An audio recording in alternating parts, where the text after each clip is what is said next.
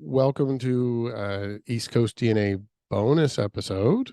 We have Mary Beth Carty here today, Hi, Darcy. Nice to be here. and thank you. We had a couple different arrangements here, so thank you for making this work as well. It's nice to get it done after a few different trial and errors. I know everybody's been sick and running back and forth and weather, and Oh, same so to you. Thanks for getting me in before Christmas and all that. yes.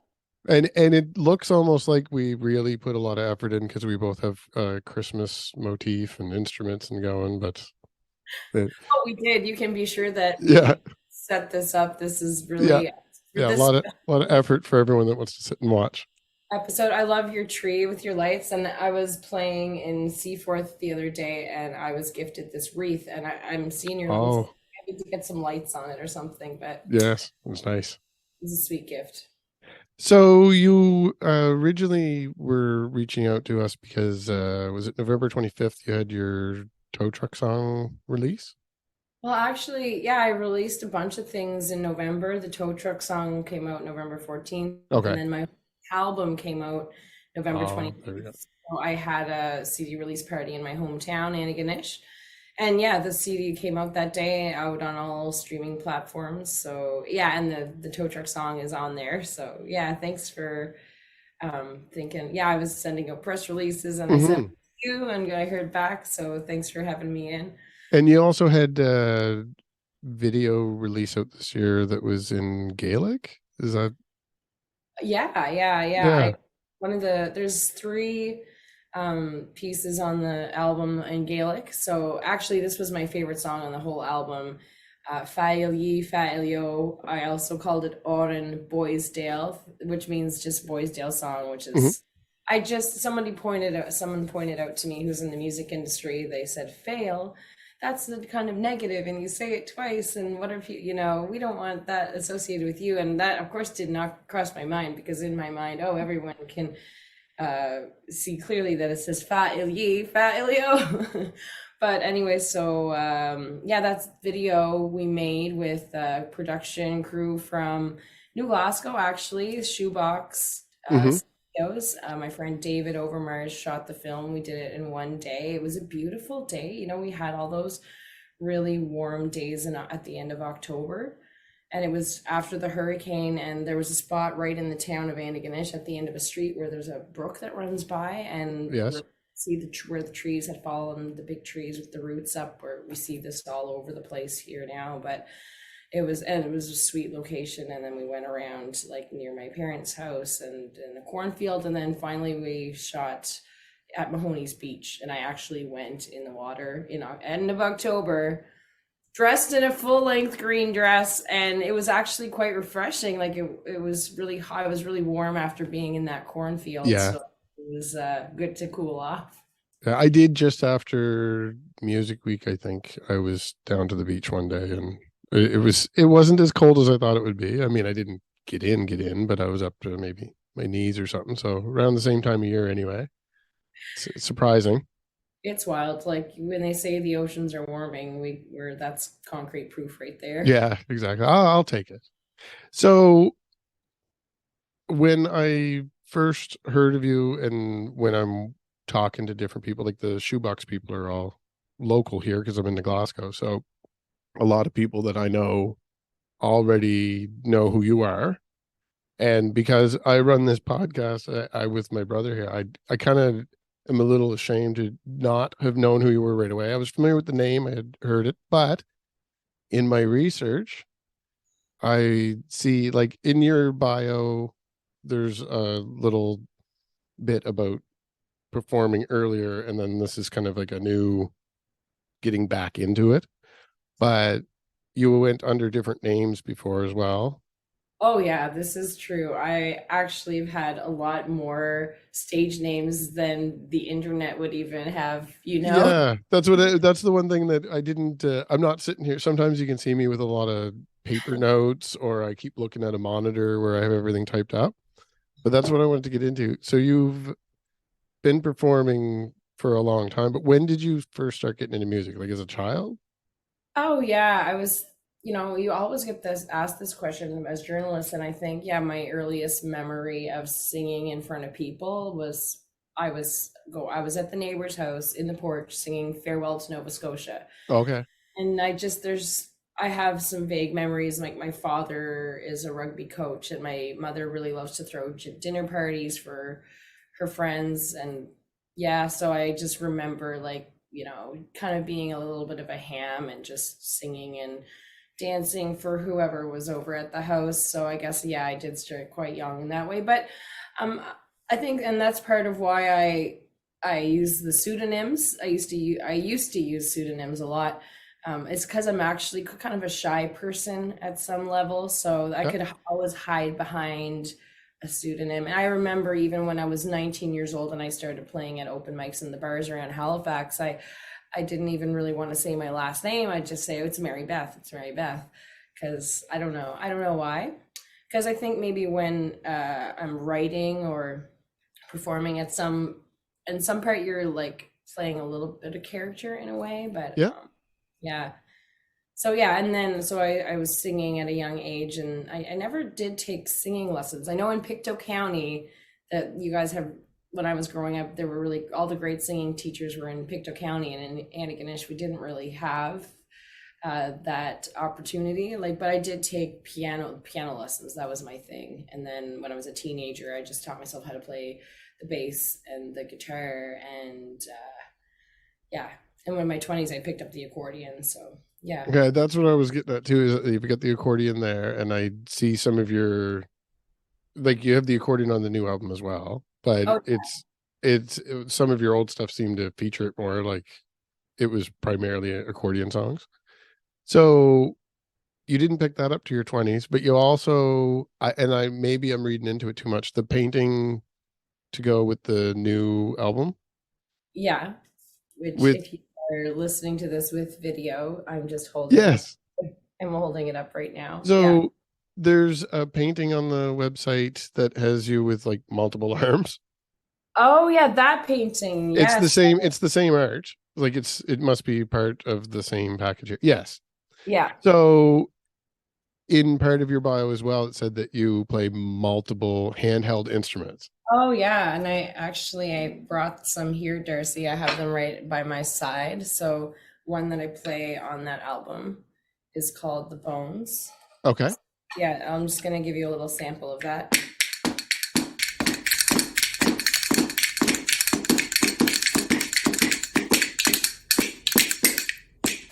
That's fun.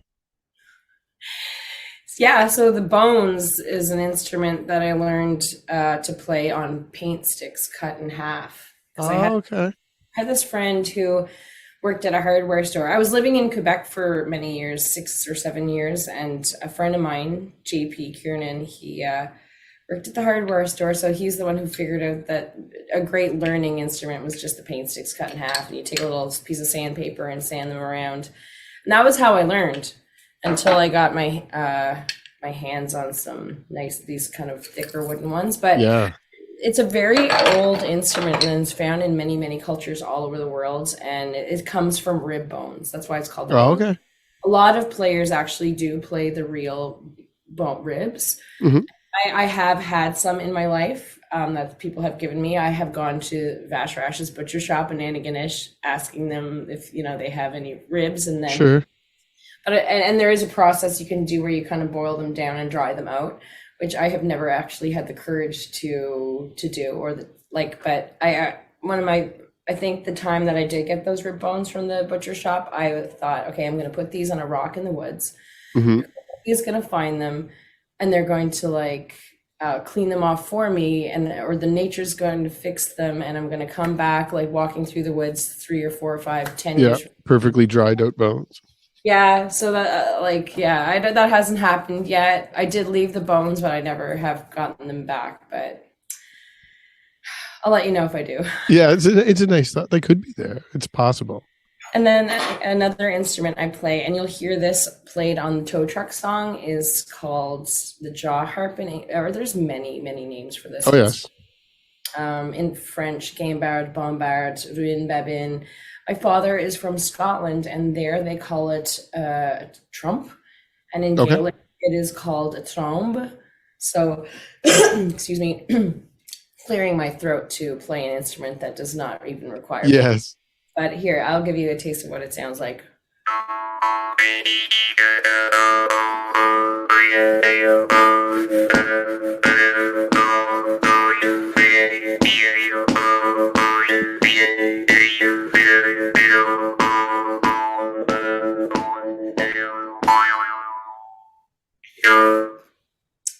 Yeah, Another fun one.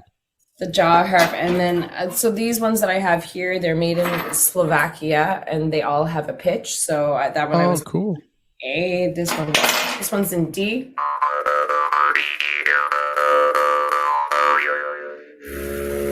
Yeah, shout out to the maker, Peter Sobota. I've been meaning to make a YouTube video about these harps, and Yes. people, they're actually really easy to order. He's really great to work with. You just send him an email. You say like, I want a G, E, and That's cool. I was aware of the instrument, but I didn't consider that there would be different sounds for like that you would actually be able to customize that. It makes sense.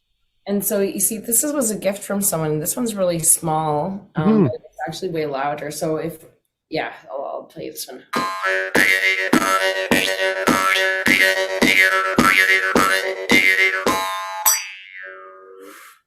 Yeah, so it's sometimes the smaller ones are a little louder, and you can find them on Amazon, like, but those ones aren't pitched. But anyways, yeah, I really encourage people to try and learn this instrument, because it's like one of the oldest instruments in the world, and it was a lot more popular like before television came along, like Yeah. part of the 1900s. Still, there were a lot of people playing that instrument. And like when I play it, sometimes I'll meet people, okay, like there's a similar instrument in the Philippines, north in the mountains, that people's grandparents played, or like Buffy St. Marie, when I was touring at folk festivals, she had one that was well, it was beautiful. She had also, it was bigger. I don't know what material it was. It might have actually been made out of wood, but anyways, yeah. So it's found in many cultures. And That's cool. it's pocket sized, so you can Yes. put them in your wallet and your purse, and then you can make the party when you're waiting in line at the superstore or whatever. Hmm. And now you had mentioned Gaelic. Yeah. That's another thing besides being a multi-instrumentalist. You're also a multilinguist because you're doing songs. I see that you've been successful doing stuff in the Acadian world, and you have French music out there, and then you have the Gaelic stuff tied into some Scottish roots that you mentioned. And so did you grow up learning Gaelic and French and English, or like was your family a bilingual or trilingual family? I don't even know what the right word is for that. Yeah, in a way, yes. Like, well, of course, my family, we speak English, like that was the main language. But my grandmother, my Canadian grandmother, her first language was Gaelic. She didn't speak English at all until the age of 5. Hmm. But it was really in my own studies and my own interest that I started learning, like, and my family would travel around in Scotland because all my family was there, my grandmother, my grandparents. So when we would go to the Highlands, there were like, we would go and stay with real actual Gaelic families where Hmm. Gaelic was in the house. And so that was really motivating to see that it was a living language. And on the French side, well, of course, like everyone else, I started taking French lessons in grade 4 at school. Hmm. I had already been learning Gaelic, so it was very confusing adding in a third language. And I would sometimes say Gaelic words in French class, like, for example, the French word for cold, froid, in Gaelic is fouad, and they both start with the letter F, so I confused those words. But my father does speak French as well. I didn't really learn from him, but Hmm. he like I say, he grew up in Scotland, and my family on the Scottish side, they all speak French because they love going skiing in the French Alps. So I don't know, they all speak French, and but I wasn't really exposed to Acadian culture or even like French culture in my experience at school. But when I was Hmm. 8 years old, I wound up moving to Quebec for the summer, doing like a language program, Yeah. whatever they're called now, Odyssey or Explore. And I lived in Jonquière, like northern Quebec, and I really like I you can probably tell I really love learning languages. So Yeah. I really loved that experience. And then when I moved to Quebec City, I lived there for many years. I There was a real strong culture of singing and traditional music, dance. There were a lot of square dances I used to go to. There were a lot of festivals, and just the call and response song tradition was like new to my ears. It's like an Okay. ancient tradition, and it's kind of there's like similarities between that tradition and Gaelic songs where Hmm. everyone sings the chorus together. So that was really cool to just bathe in that for several years and just really get into it. And And yeah, that influence is totally in my music. I just loved it so much that I think yeah. and you're originally from Antigonish? Yeah, I'm from Antigonish County, out past the hospital in Lanark. Sure. That's where I'm from. Yeah. And so you spent a lot of time in other places, like you just mentioned Quebec there for a little bit, but you did a lot of traveling, I guess, Well, and or did yeah, you just live different places and touring with different people? Is that where your traveling experience came in? yeah, I left Antigonish when I was 18 years old. Well, first I spent that summer in Quebec, and then I went to university in Halifax. Hmm.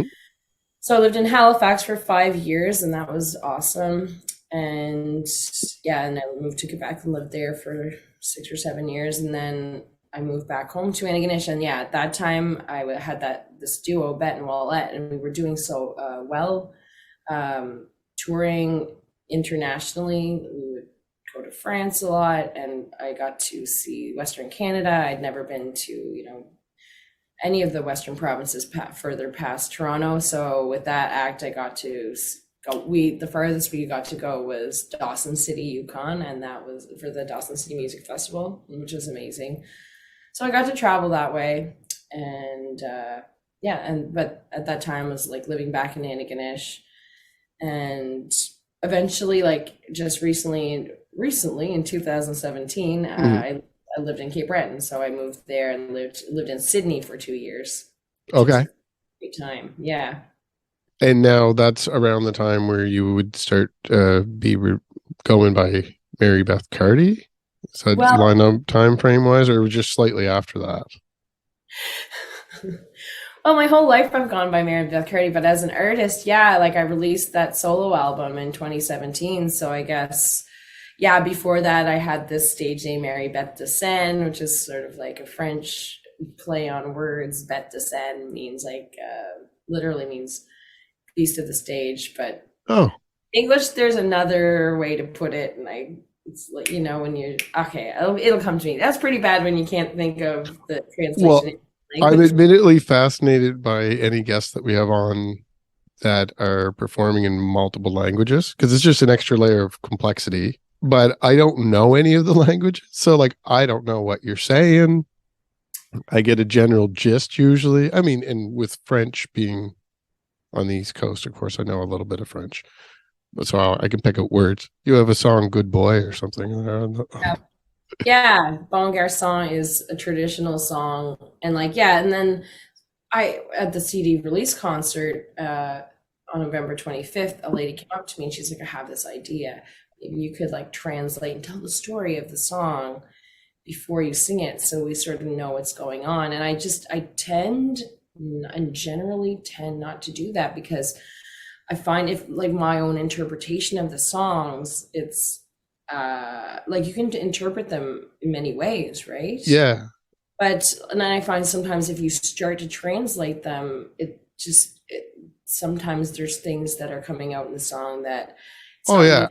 I'd What I'm talking like to about in polite know. company, like Yeah. I like them just to remain a little bit mysterious that way, or maybe hopefully someone will like be interested and go read the lyrics themselves and make their own interpretation. because sometimes the story is not clear. Like in that song Bon Garçon, it's like there's someone falls in a well, and the soldiers are coming by, and they're like, well, the girl has fallen in the well, and it's like, well, what will you give us if we pull you out from the well? And it's sort of like, well, what do I don't like, if it's an all ages concert, I don't want to start talking Yeah, yeah.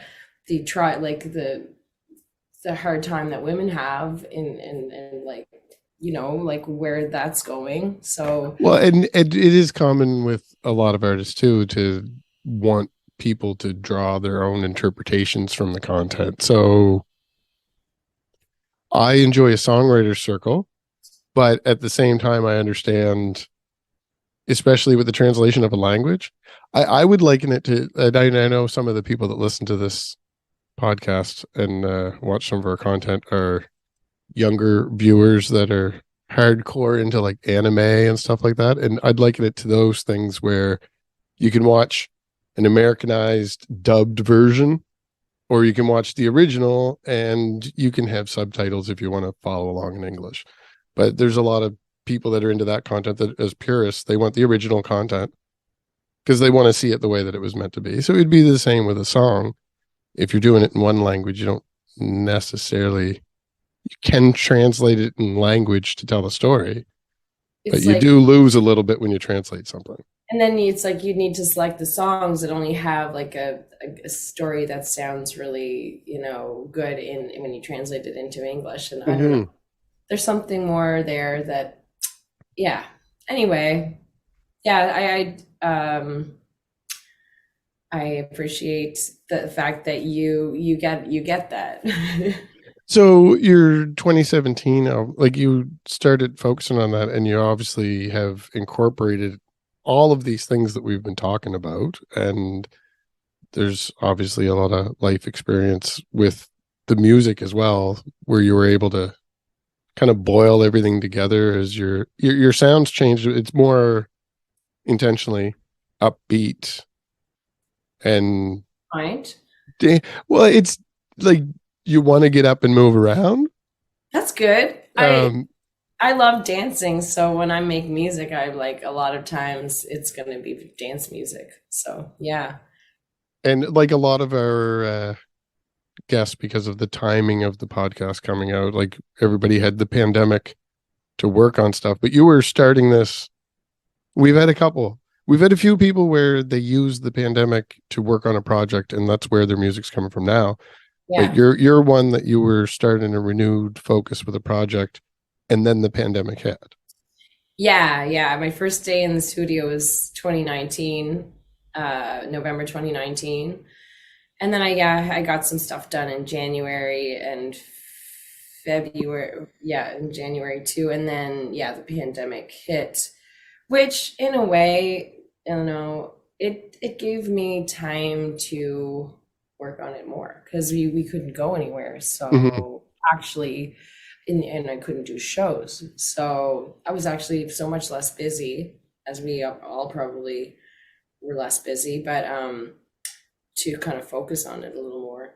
And one of the songs that's on there, it's a Rita McNeil song, Moonlight and Clover. Like I was listening to the radio one day. It was the beginning of the pandemic, and that song came out. I was like, "Oh my God, I love this song. I need to learn it." So of course, I had time to learn it. So it was,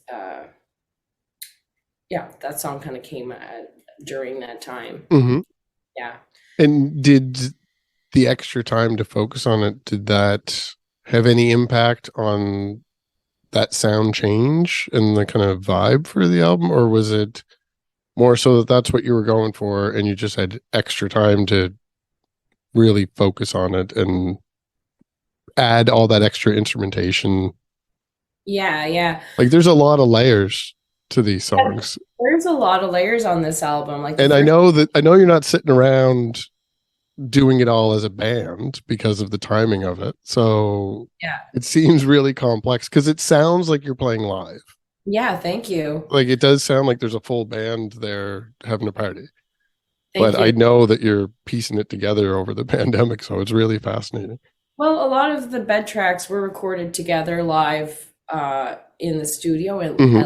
at Lakewind Studio, and then I would take the tracks home and I would add a little guitar, maybe add a little accordion, shakers. I'm like obsessed with shaker. You know, that's why the song Billie Jean was such a big hit. The shaker in that song makes it. And then There you go. if you're listening to like hits on the radio, you'll notice that most of them have tambourine in them. Hmm. So yeah, I went back and put the tambourine. At one point I was like, you know what, this song's missing something, don't know what it is. And maybe I think cowbell came to mind, and I thought, you know what, there is zero cowbell on this album right now. I'm going to fix that. More cowbell, I said. Yeah, awesome.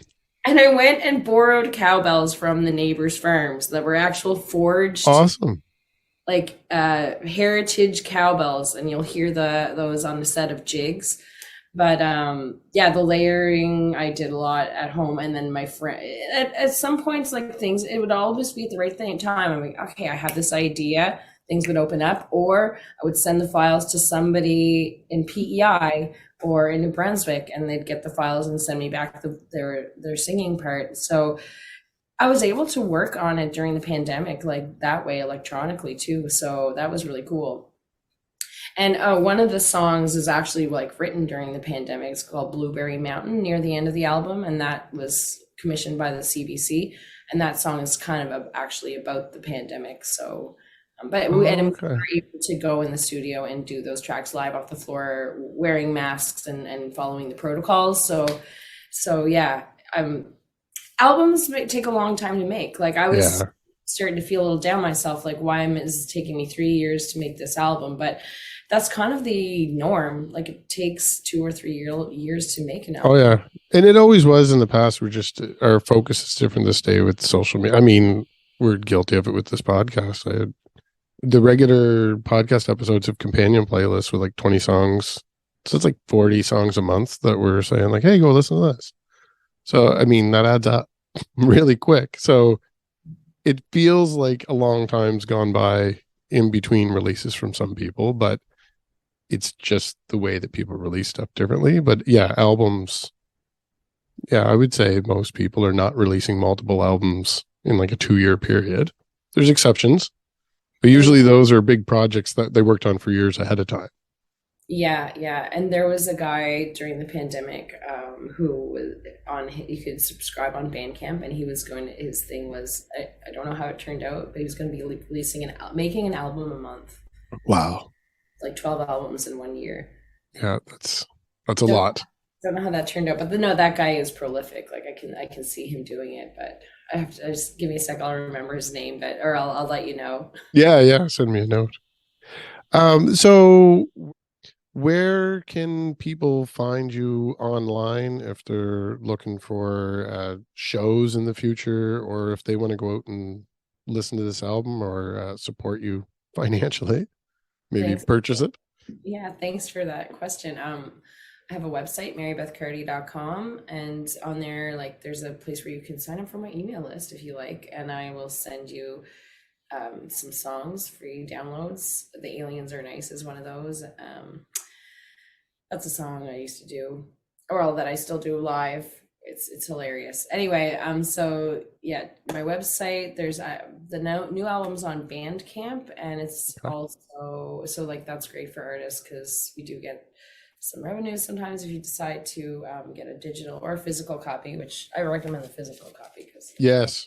oh, it's so beautiful. Anyway, and I'm also on all the streaming services. So go ahead and add me to your Spotify playlist. I'm on Apple and Amazon and all the places. And yeah, I have a YouTube channel. Would love if you would subscribe. I hope to Awesome. see some tutorials on these instruments soon. That's my next Yeah, one. I'll keep an eye out for that for sure. Yeah. And well, anyone watching this already knows how to find us because they're watching this. So I'll save a little bit of time there, but we'll play out with your single tow truck song. Sweet. Thank you so much. And I hope to hear more from you in the future, especially where you're just in Antigonish. Maybe we'll circle back in the new year if you have any new content you want to push or some shows you want to promote. Thanks so much. And I assume at some point I'll see you down around Shoebox as well, since you have connections down here. So I'll be there December 19th, Monday night. There you go. All the friends, Heather McIsaac and Jan McKay will be with me. Awesome.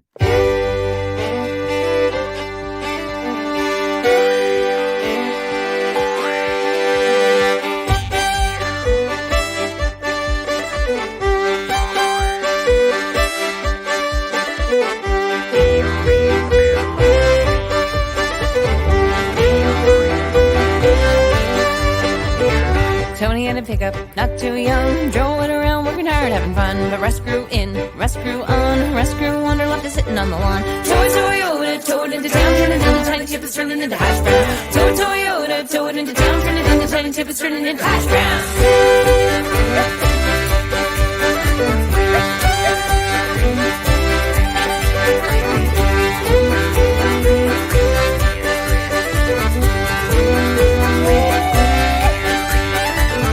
One day we said, that's it, this truck's gotta go or we're burning it.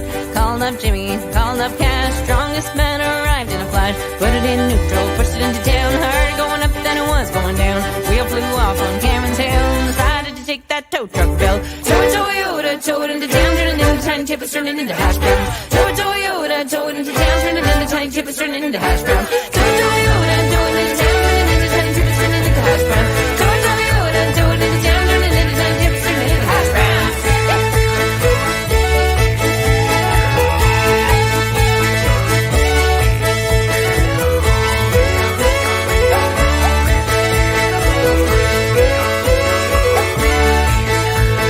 Now drink to the wheels, drink to the clutch, drink to the bumper and steering wheel touch, drink to the suspension which was long gone, wrote this little tow truck song. Toyota, tow it into town, turning into tiny chips, turning into hash browns. Toyota, tow